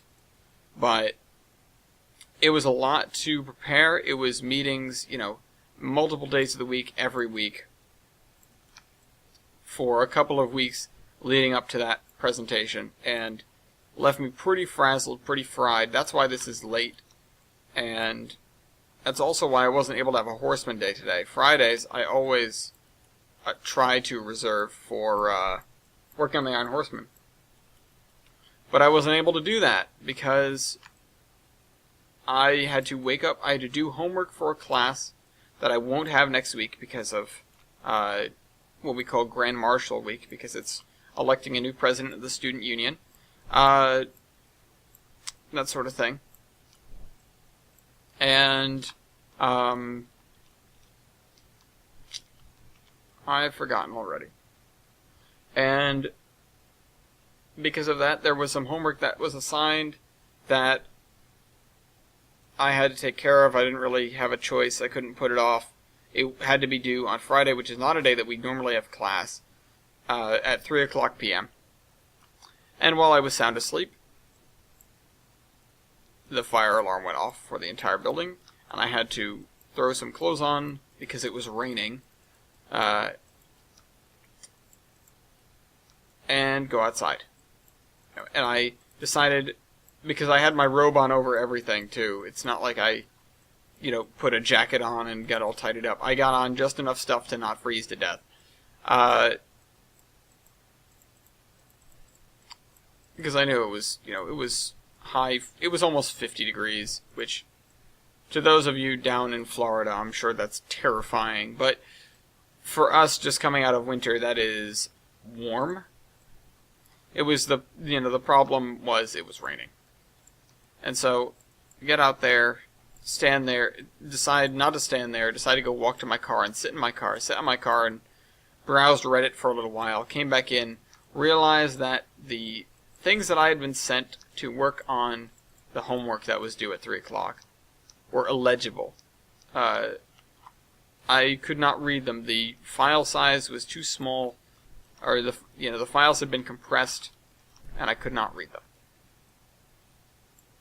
So I sent my team member a request to send me the files individually so that the text message could handle it, and he did. And so I was able to start working on that, but not before I passed out for another little while because I was exhausted. So, that's why this is late, because college is killing me. But I'm almost done, and then things will get worse because I will have a job that I have to get up very early in the morning for, and I will come home and only have a couple of hours. It'll basically be like the summer, although I did maintain videos. I maintained videos over the summer. The routine was very good for not having enough time to do that, but being in the right state of mind to do that, to make the videos. But I'm still probably going to keep it at a rather subdued handful of videos a week, because I'll be moving into the professional world. I'll have a lot more to do. Thankfully, I won't have anything to do at home, but I won't have that much more time at home. And I'd like to, if at all possible, dedicate more time to the Iron Horseman Chronicles, including the actual production of that, and not just the script writing, which is something I can do pretty much any time. In my hour-and-a-half train ride there, an hour-and-a-half train ride back from work, I can work on my laptop, writing scripts and short stories and all of the other things in the Horseman universe that we have yet to work on. I'm looking forward to heading back into the corporate world, but the commute is something that I will probably only be able to stand for a little while. It was okay over the summer. I knew there was an end in sight. Maybe that's what made me restless with regard to it, because I knew there was a point in time very soon where I wouldn't have to do it anymore. But there's definitely a part of me that was like, man, if, I know I'm going to have to do this, like, every day in the future, I'm really wondering how I'm going to cope, especially because, like any service, the T is notorious for not being on time and that kind of thing. Not that my workplace cared all that much about that. It was just come in, do the work, and leave. But it was something else. It was really something else. And so, especially when I had to get up really early and then possibly bike to the train station, I was, sort of internally encouraged to pass out on the train there. Especially if I got like a nice seat to myself. Okay, so do that. Okay, what else? What else? This still looks real bad. No, no, no, no, no, no, no. No, wrong button again. Let's just do that until we pretty much blur out that line. Here it's not a problem. Down here it's more of a problem.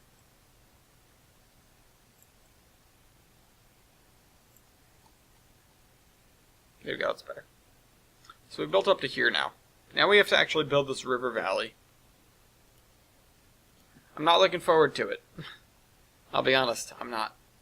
It's something that I have to do. It is the next step in building the VMR. But oh boy, I'm not ready for it. I'm not good. In fact, I'm quite tired. So I will sit here and think about things. Now let's go over to the ranch. Let's work on this stuff. I wasn't going to sit there for 20 minutes with nothing, not even... I can't even get anything to play in the background. Although I haven't really tried that much. I tried at the beginning of the episode. After that, it was... I gave up. I gave up. I just wanted to come here and make the episode. So let's... We just need to do grass everywhere, and then we need to overlay that grass with other grass.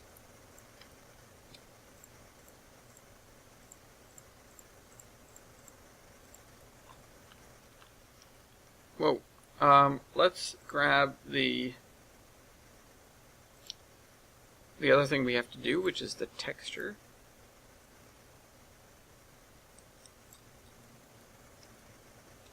We have two of the same barn. One of which is useful, the other one is not.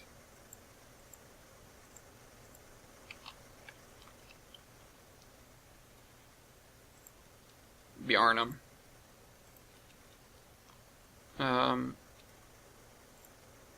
Patch of grass beside the barn.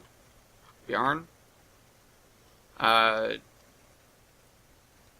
Some grass in between the barn and the farmhouse. I don't know. There's a lot you can do to try and make a scene come alive. There's a lot that you can work with and play around with. These different kinds of grasses even, they're so important. That's what I'm realizing and learning. Just using the shrubs in an area like this.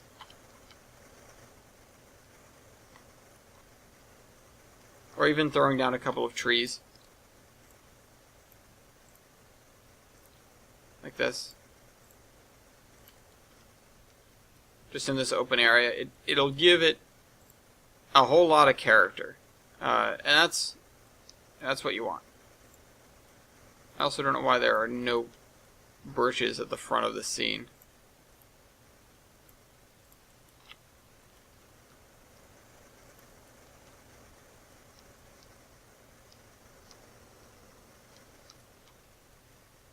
Yeah, we'll have a little cluster of trees there. The other thing I need is these smaller grass splines. Nope, not those. The littler shrubs. Nope. These guys.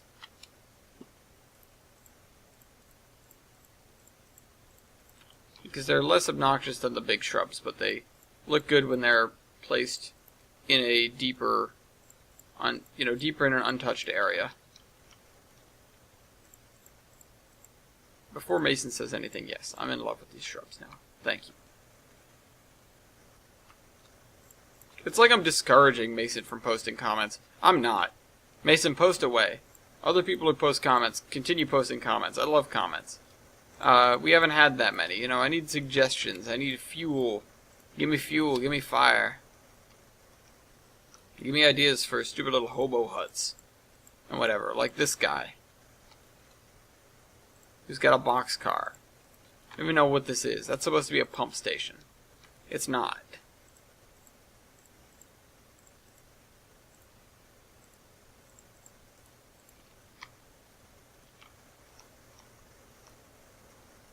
It's not at all.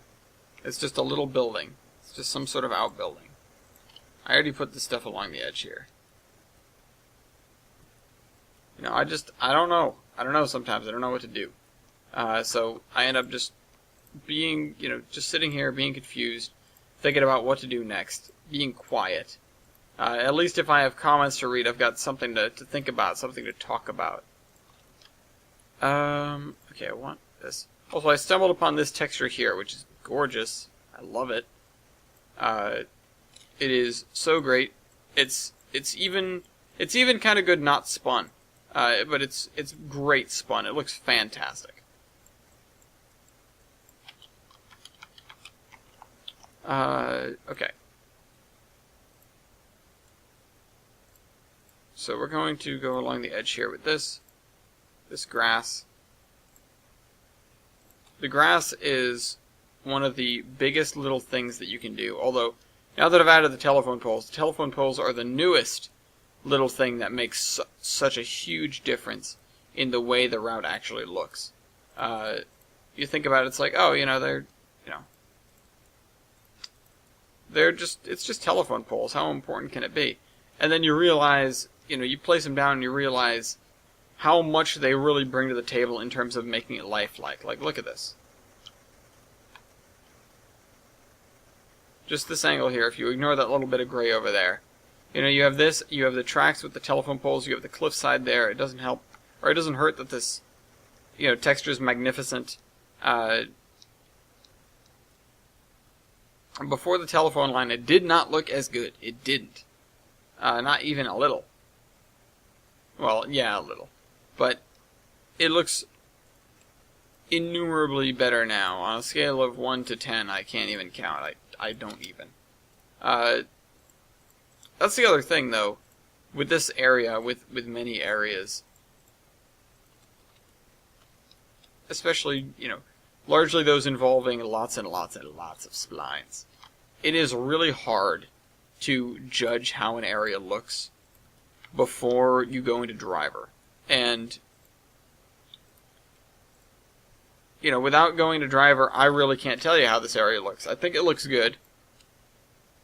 But that's an educated guess based on all these friggin' spline points.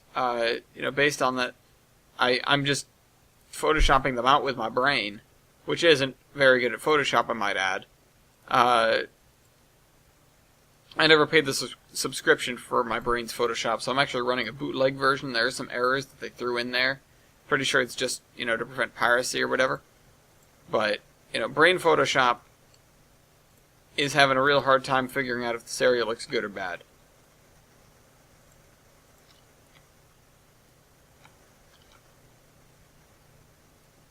However, I think this looks good. After what I said, still think this area looks good. Little brick building, little, what was a boxcar, and the railroad tracks up here. Wonderful. The thing is, I don't really want to use the big bushes out here so much, even though they definitely do look good in a lot of places. But, using them on the lakeside is one thing, but, just dropping them in the middle of a field, that's another. I'm less keen to do that, even though I do that occasionally, like even up here. But it's the kind of thing where I'm not sure if that's for the better or not. I'm not sure. I think it looks kind of good. I don't think it looks great. I'm on the fence about using it overall. Not overall, but using it commonly. And maybe one of those things I toss in from place to place. Time to time. Let's see, I want the dirt. Where's my dirt? I might have to go all the way... Oh wait, no, it's underneath the road.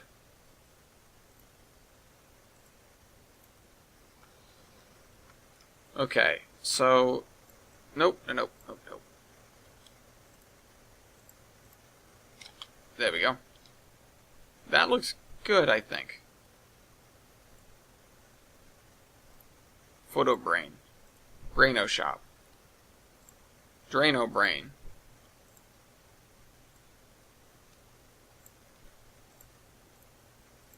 Blippity bloppity bloops.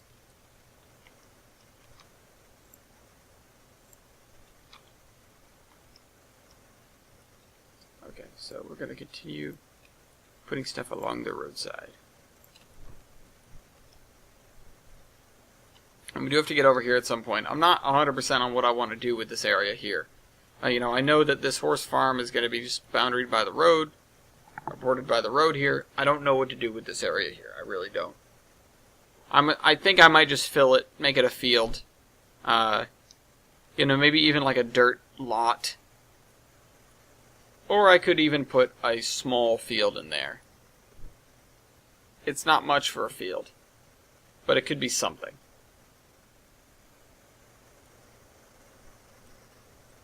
You know, I'm stymied by possibilities over here. And then there's this area. Oh, can't answer that. Then there's this area in the back here, which I know just needs to be filled in, but I just haven't done the grass for it yet. So let me do an example grass. Let me do an example grass. So we've got... No, I screwed that up. But try to make it look a little bit random. Try to give it some depth, because it needs to come not... What was that?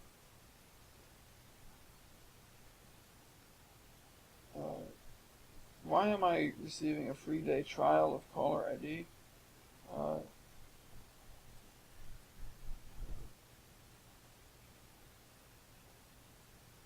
Okay, can I, like, not make this happen? I don't want that to happen. It's giving me some caller ID BS that whatever, I'll look at it later. I have to finish doing grass now. Grass is important.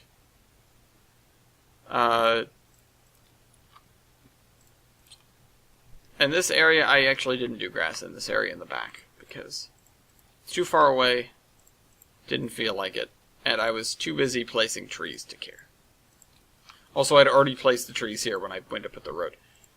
Actually, I will say in my final minutes here that I did attempt to do the thing with the layers and moving all the trees to a layer. I found it to be a pain. And the reason for that is because I then accidentally kept building stuff on the trees layer. And then I also placed a bunch of trees on the non-trees layer. And it was a mess. I kept screwing it up, and I did not feel like it was worth it for me to keep fixing it. So I just left it as is, and I'm just sticking to my commitment to build all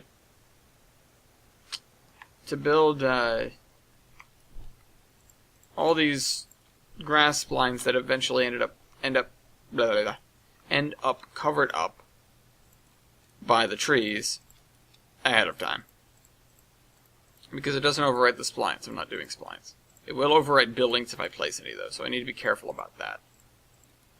But it means I can do railroad tracks, I can do all this grass, I can do telephone poles. You know, I could do telephone poles all the way out to Adams right now, or beyond, RJ Canyon, I guess, if I wanted to, which I can do that in just a second. I do want to. But this is, you know, this is my technique here.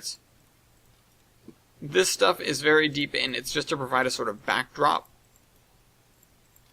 And I could even bring it in a little bit.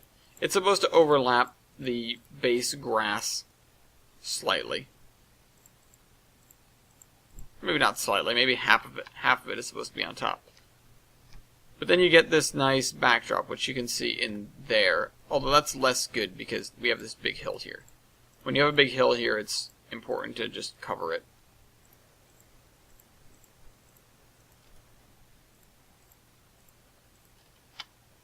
You know, this doesn't matter as much because this is road and not railroad track. But over by the railroad track, I did a similar thing where you could see up into the hill.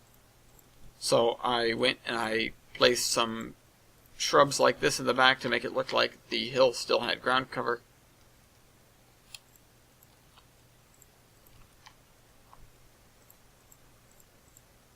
This also just means that your forest up front is not thick enough. If you can see that far into the forest that easily, like right here, this is not thick enough. This is actually a problem. This shouldn't be like this.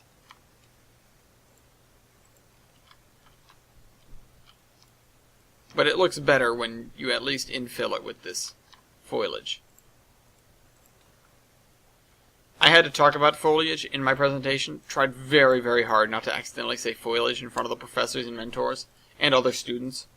One of my team members did have a flub that got a couple of laughs, but all things considered, the presentation went very well, and the flub was great. We were talking about pipes. Although I suppose it wasn't a flub so much as it was a, I don't know what the word would be. You determine. But this person, just as a preface, was not the lead on the environmental stuff. He had basically been given a crash course in it by our environmental engineering student on the team, because we've only got one, who knows a hell of a lot and talks a lot and helped put together a lot of that part of the presentation. You know, sort of like impact and mostly stormwater, like what do we do with all this water that's coming out of the site when it rains? You know, how do we get it out of here? And the two teams that went up before us were building teams, and so they each had one of the buildings that were on the site. There were a total of 5. And one of the advisors, when our presentation was over, asked us how we would connect with the piping that the building team suggested. And this person who was filling in for the environmental person, because the environmental person couldn't make it, gave as good an answer as he could. But he mentioned that, it would be a lot to build a new pipe system. And he kind of got asked, well, isn't that what you're already doing? Because that is what we're already doing. And he went, oh yeah, right. And so he got some chuckles out of that. I don't know. I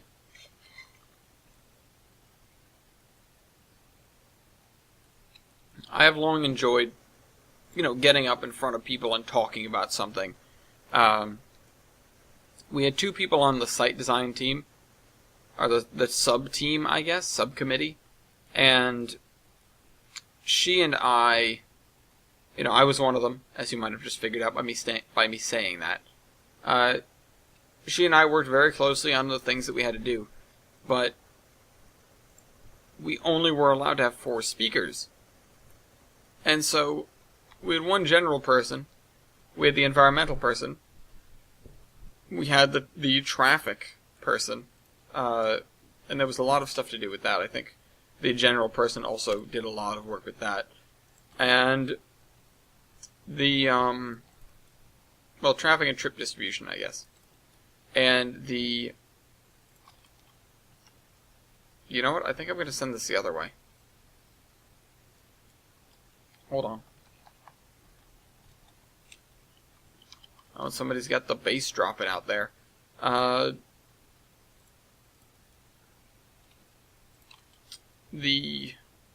forgot where I was and what I was talking about. Crap. But I was left as the only person from the site design crew, and the site design was a large part of the presentation. Like, the presentation was about 20 slides. I had maybe 8 or 9. And that was... Oops. I tried to connect to the road, I guess. That was daunting. And also... other team members kept saying, like, hey, you're talking a lot. Like, you have to talk a lot. Are you sure?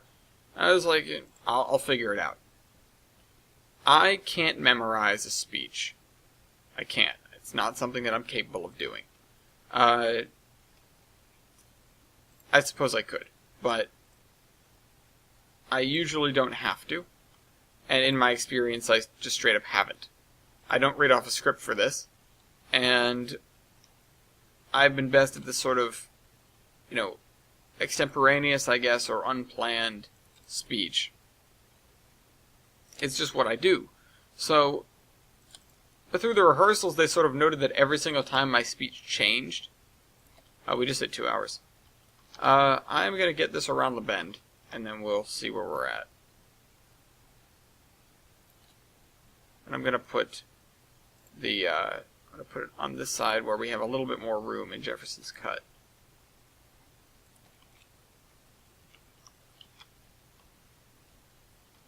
There we go. Alright, I'll get up to the switch and stop. But yeah, no, I had a lot of talking is what I'm getting at. I went for about 10 straight minutes on the site design, and I got quite a bit of praise from my professors and from the mentors and from my teammates, but yeah, that was poof. It was a lot to prepare for. Every single time we rehearsed, I basically said something completely different because I had no idea what I had said before. I started from scratch every single time. But anyways, I hope you guys enjoyed this video, and I will see you next week. Trainman out.